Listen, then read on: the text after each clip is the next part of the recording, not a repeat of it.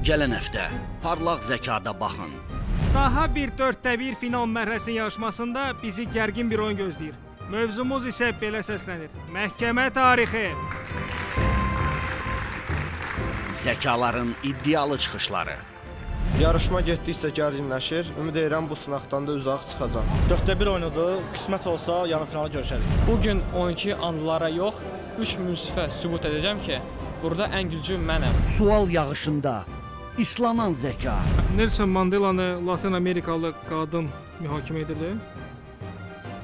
Burada Afro-Amerikalılar var idi. Afro-Amerikalılar var idisə, Amerikalılardırsa. Cənubi Afrika Respublikasında niyə mühakimə etsinlər onu? Arifə bir işarə, zəkaya isə bir ipucu. Tanış gəlir bu bina sizə? Əslində doğrunu desəm tanış gəlmir, amma belə də çalışacağam. Onu da ipuçları belə tapım. Mən əminəm ki, Şəkildə. siz bu binanı görmürsünüz. Sondakı peşmançılıq fayda verməz. Bəli. Açığı birinci dəfə də eşidirəm belə bir şey. Bəs mövzuda necə yazmışsınız Bəhram?